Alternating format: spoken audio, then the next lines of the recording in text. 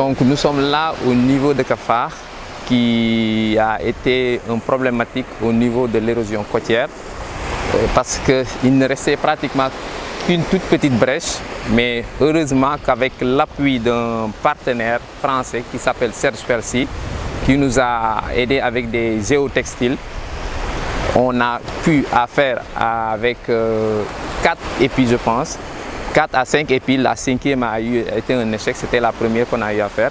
Mais avec les 4 autres, on a réussi sincèrement à récupérer beaucoup de terre, ce qui nous a empêché de couper en deux la brèche de Cafard. Donc si vous le voyez, sincèrement, on constate qu'il y a une réussite.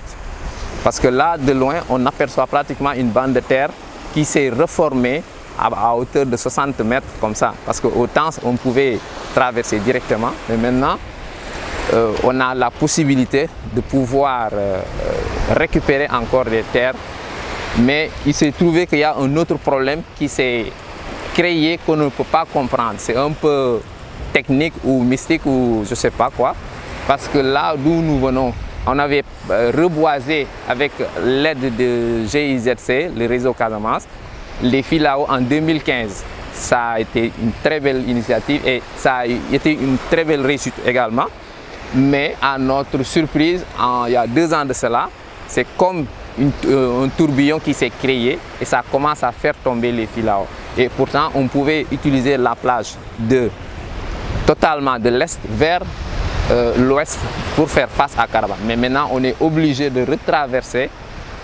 Si on voudrait utiliser la plage du côté nord, on est obligé d'utiliser une pirogue. Donc, c'est là où se trouve le problème de Cafard en ce moment. Quelle solution trouver pour arrêter cette avancée de la mer au niveau des filao qu'on a eu implantés en 2015. Maintenant, de l'autre côté, également, on a essayé de faire des reboisements, si vous l'apercevez de loin, pour essayer de faire régénérer encore la mangrove avec également le réseau des îles et JVE, le réseau de Casamance plus JVE, pour essayer de faire régénérer encore la mangrove pour protéger, comment dirais-je, la brèche. Parce que si cette brèche se coupe, on a directement en face Caravane. Et Caravane, sera face à l'océan et ce serait encore plus dangereux. Donc c'est pour cela qu'on sollicite l'aide d'autres partenaires que l'on puisse trouver d'autres solutions plus costauds ou plus durables pour parer cette avancée de la mer qui est un problème sincèrement menaçant. Il n'y a que les ONG qui nous suivent. Il y a le réseau Casamance, il y a CAS, il y a JVE Sénégal, il y a le réseau Casamance et le réseau des îles qui est en train de faire un travail colossal pour lutter contre l'érosion côtière avec les moyens de bord que l'on a.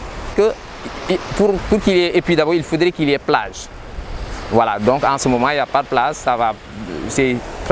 la pente elle est trop visible, donc ce ne serait pas possible de faire un épi. Donc l'épi, il faudrait avoir au moins un espace de plage, ensuite les poser pour pouvoir capter le sable. De l'autre côté, si on a le côté ouest, l'extrême ouest là-bas, en face Nikin, il y avait des champs. Parce que le premier chef de village, pratiquement la famille des chefs de la famille Gay, c'est là-bas qu'ils cultivaient. Il y avait même des cultivateurs qui venaient de Djogé. Il paraît que autant, à partir d'ici, tu pouvais apercevoir une personne qui est de l'autre côté à Djogé et tu pouvais le reconnaître. Et si tu l'appelles même, il va t'entendre. Mais espérons, tout ça c'est une bande de sable. Donc là où vous voyez les vagues blanches là, c'est parce qu'il y a un banc de sable qu'affrontent les vagues. Tout ça c'était Caravane. Mais maintenant, tous ces champs ont disparu. Pratiquement personne ne cultive ici à Cafard. Il ne reste que quelques pêcheurs qui restent ici.